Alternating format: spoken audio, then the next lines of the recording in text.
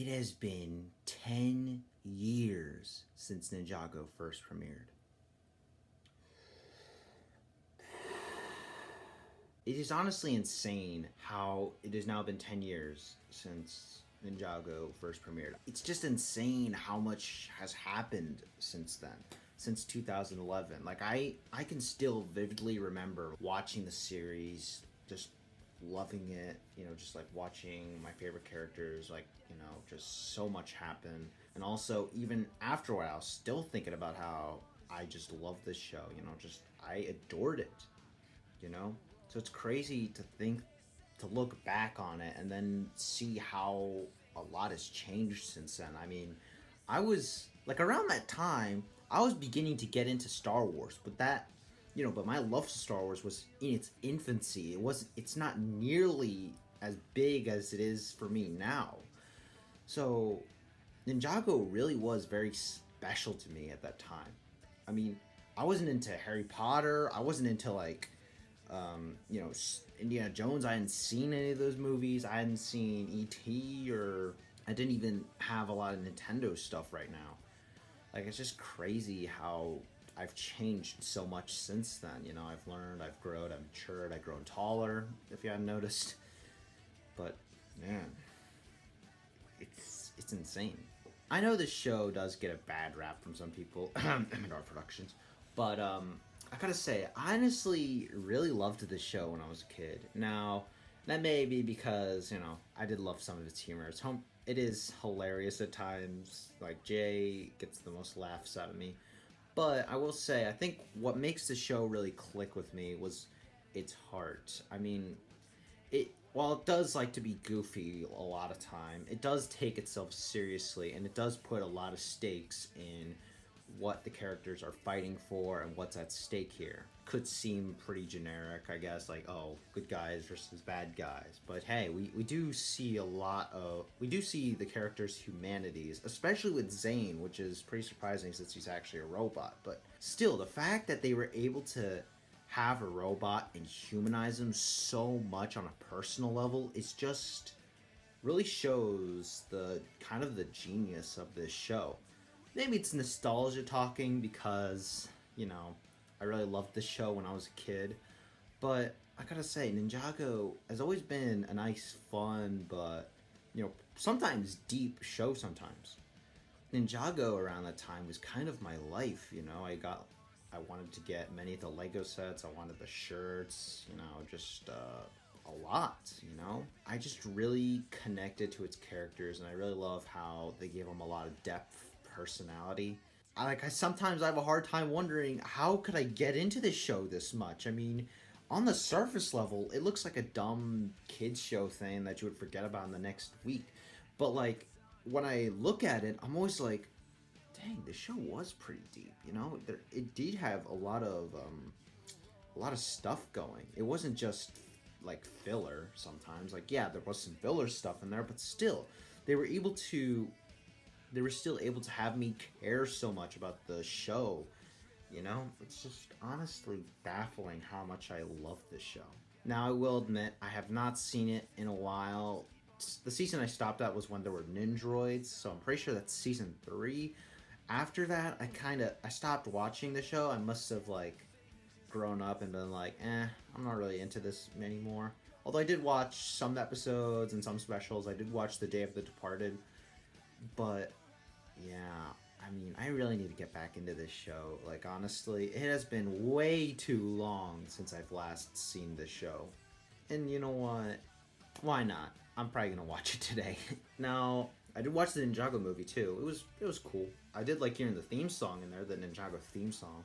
Like, the Ninjago theme song is always just gets me moving, just it has that energy to it. It just kind of has that child energy to it where you could basically do anything, that's what I love about it. That's what I love about that theme song. You could put all your effort in and you'll accomplish all of your goals. That's what I really love about it. And maybe it's the nostalgia attached to it too, but every time I listen to it, I like jamming to it, even though I'm not good at dancing. And I did like some of the weird, how this show just kind of had this, Chinese elements, with its rich history that China had and all that. That's what I'm trying to say here. While also implementing some like modern stuff into it, which is also cool. I mean, you have ninjas versus like robots, snakes, and skeletons. I mean, how can you not love that? That actually sounds, that's like a wacky but pretty cool concept right there. That's like, that has a lot of potential there. And I do think they actually did fulfill some potential in there. And I must say, some of my favorite characters are actually, like my favorite character is actually Kai, mostly because, at the start, he's just some normal, average man, but due to some unfortunate events, he trains as a ninja to, like save his sister and all that. And I like seeing his progression in becoming a warrior, but not only becoming a warrior, but a person that's, gonna fight for others. He may have fought to just save his sister, but then he would have greater purpose as becoming a ninja. He would see the greater, his greater purpose in the world. So I really loved seeing that, seeing him just his evolution as a ninja. And I must say, I also like Zane. I also love how they humanized him despite the fact that he's a robot. They like the fact that I'm able to connect to him is just really impressive, just very impressive. He also has one of the saddest episodes I've ever seen. Where he learns that he's an android. Like that, those flashback scenes just almost make me cry even thinking about it. And then we have Lloyd. He kind of starts off as this bratty, just young child, but I love seeing his, evolution as a character. He becomes a lot more mature and all that. And, sometimes, I mean, I will admit, like when he just grew up, I will admit that's like a little, too easy, but still, like seeing him progress, becoming an adult is honestly a cool thing for a kid like me. Like just seeing like, oh, I can, grow up, be something greater, just like Lloyd, he kind of started off as like a kind of a loser, if I'm honest, but as he grew up, he had found this greater purpose of helping others. There's that, and also the toys. I love the toys. Because it's Lego. Honestly, I really love the Lego sets that they have. Honestly, they really slapped, because many of their sets are actually pretty desirable in my eyes. Like the four-headed dragon, that just looks amazing.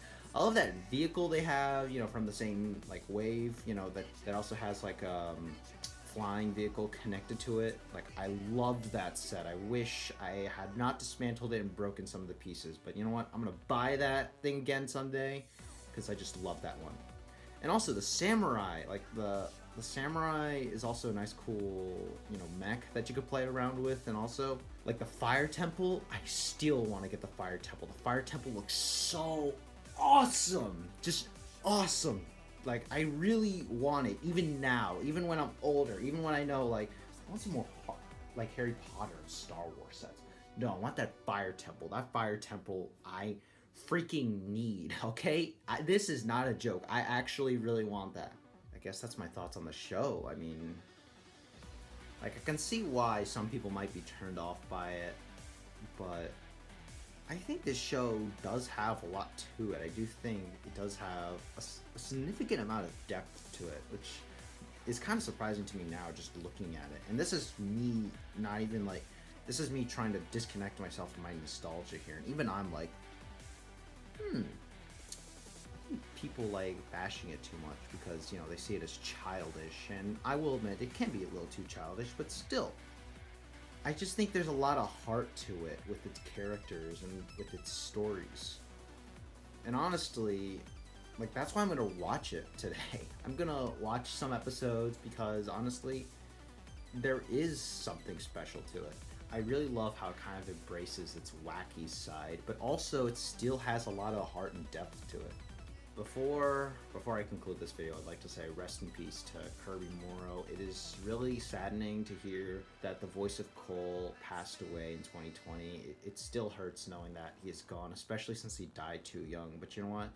When I watch the show, I will always remember of the incredible work that he put into the show, along with many of the actors that also worked on there, and the animators, all of that, like the writers and too.